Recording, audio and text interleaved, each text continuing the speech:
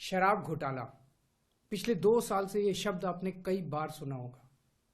2 साल से बीजेपी की सारी एजेंसीज कई रेड मार चुकी हैं, कई लोगों को गिरफ्तार कर चुकी हैं, लेकिन अभी तक एक भी पैसे का हेरफेर कहीं नहीं मिला, कहीं से एक भी पैसा नहीं मिला।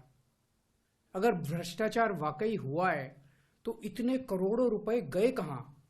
क्या सारा पैसा हवा में गायब हो गया? सच्चाई यह है कि किसी तरह का कोई भ्रष्टाचार हुआ ही नहीं। अगर होता तो पैसा भी मिलता। ऐसे फर्जी केस में आम आदमी पार्टी के कई नेताओं को इन्होंने अभी तक जेल में रखा हुआ है। किसी के भी खिलाफ कोई सबूत नहीं है, कुछ साबित नहीं हो रहा, खुलेआम गुंडागर्दी चल रही है, किसी को भी पकड़ के जेल में डाल दो। अब बीजेपी मुझे गिरफ्तार करना चाहती है। मेरी सबसे बड़ी संपत्ति, मेरी सबसे बड़ी ताकत मेरी ईमानदारी है। झूठे आरोप लगा के, फर्जी समन भेज के ये मुझे बदनाम करना चाहते हैं, मेरी ईमानदारी पे चोट करना चाहते हैं। इन्होंने मुझे समन भेजे हैं। मेरे वकीलों ने मुझे बताया कि ये समन गैर कानूनी है। क्यों गैर कानूनी है? ये मैंने इनको विस्तार से लिख के भेजा है। मैंने बताया है कि उनके समन कैसे गैर कानूनी है, लेकिन उन्होंने मेरी एक भी बात का जवाब नहीं दिया। इसका मतलब उनके पास मेरी बातों का जवाब नहीं है। इसका मतलब वे भी मानते हैं कि उनका नोटिस गैर कानूनी है।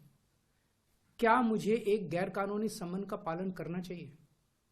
अगर कानूनी रूप से सही समन आएगा तो मैं पूरा सहयोग करूंगा।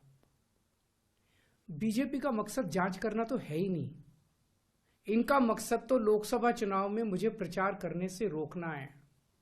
ठीक लोकसभा चुनाव के पहले इन्होंने मुझे समन भेजा है। क्यों?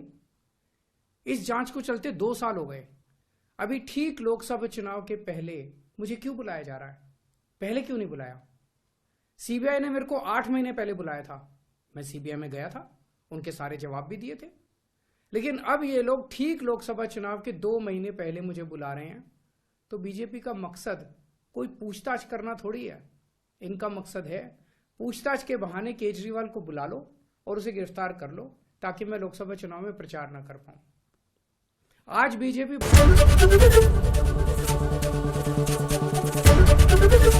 एबीपी गंगा, खबर आपकी, जुबान आपकी।